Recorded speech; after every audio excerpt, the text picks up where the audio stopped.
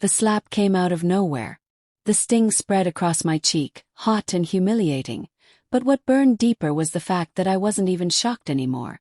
My mother-in-law's hand had been raised against me before, not always literally, but her tongue was sharper than any knife I owned. "Useless girl," she hissed, her voice filling my small apartment like smoke that wouldn't clear. "A wife who can't even get out of bed to cook for her husband.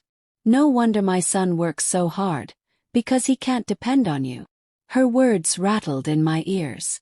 I lay frozen in bed, not from laziness but from exhaustion, the kind that wrapped itself around me ever since I realized my marriage was slipping out of my hands. "Mom," Daniel's voice drifted in, calm, distant, as if he was already too tired to argue. "Leave her alone. She's not feeling well." Not feeling well. That's what he always told her. That's what I let him tell her. Because the truth that her precious son, my husband, had been slowly betraying me, was something I still couldn't say aloud. The cracks begin. Daniel and I had been married 3 years. In the beginning it was perfect.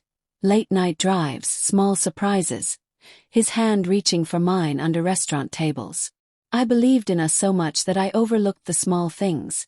The long hours at work, the late texts he brushed off as urgent projects, the increasing visits from his mother who never seemed to think I was good enough. The first real crack appeared 6 months ago. I found a receipt in his jacket pocket. 2 glasses of wine, an expensive dinner for 2 at a restaurant we had never been to. I told myself it must have been work-related, maybe entertaining a client. But that night, when I asked casually how his day had gone, he smiled in a way that felt rehearsed. My chest had tightened then, but I swallowed it. Doubt was easier to silence than confrontation. The mother-in-law.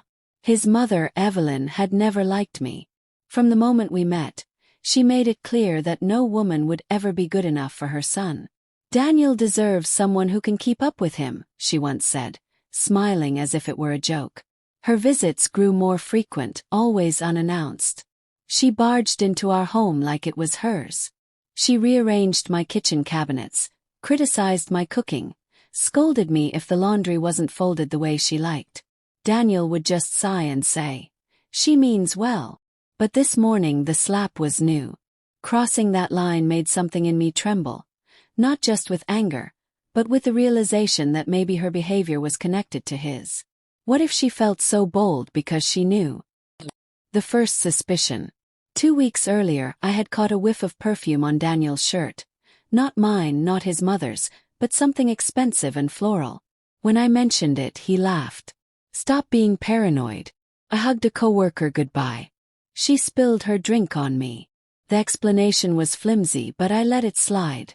That night, he turned away from me in bed, phone clutched close to his chest, his screen lighting up the dark room again and again.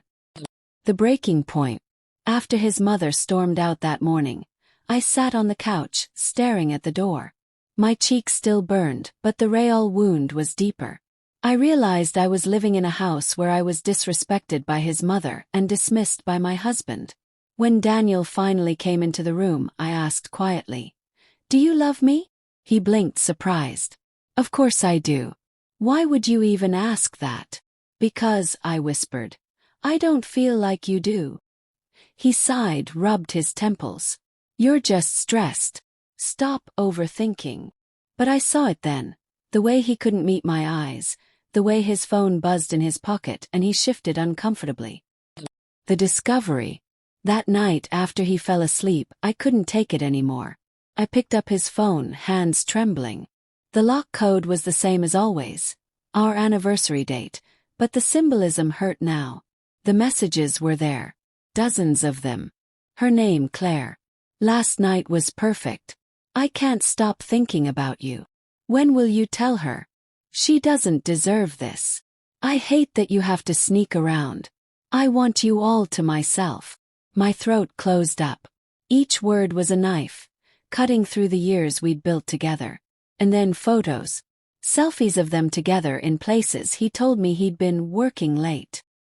Him smiling in ways he hadn't smiled at me in months. I dropped the phone like it was burning me. The confrontation.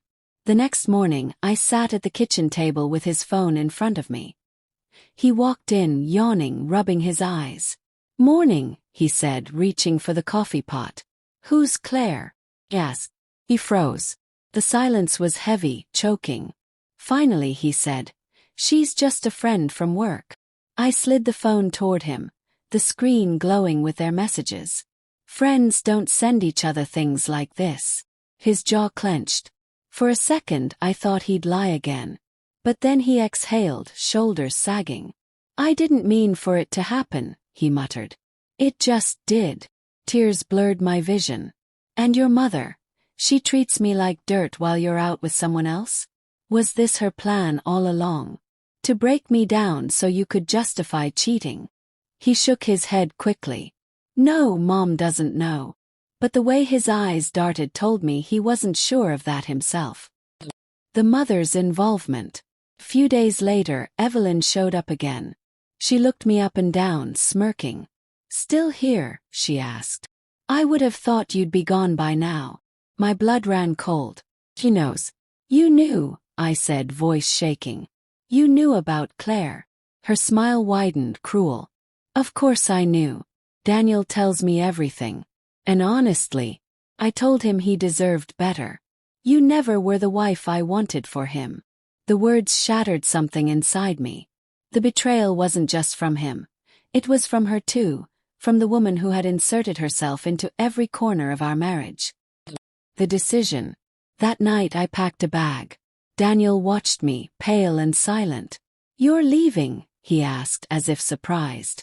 "What did you expect?" My voice cracked. "You lied to me, you let her tear me apart, and you chose her over me. There's nothing left here for me." He reached out, desperation flashing across his face. "Wait. Don't do this. I'll end it with Claire. I'll make Mom back off. Please, don't throw us away." I almost broke then. Because part of me still loved him. Still remembered the boy who held my hand on our first date. Who whispered promises under starlit skies. But love built on lies is no love at all.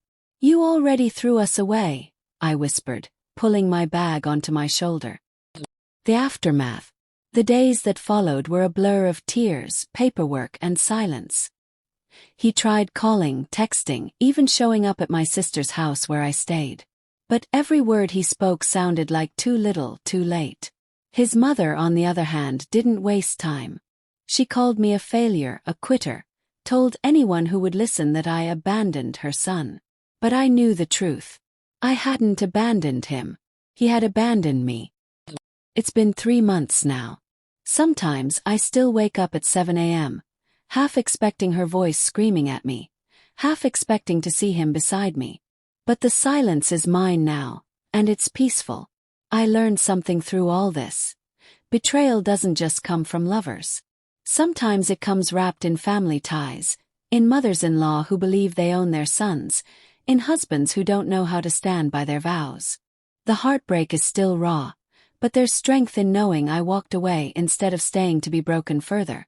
And if Evelyn ever asks why I left, I'll tell her this. Because no woman deserves to be slapped awake in her own home, by her husband's mother or by his betrayal.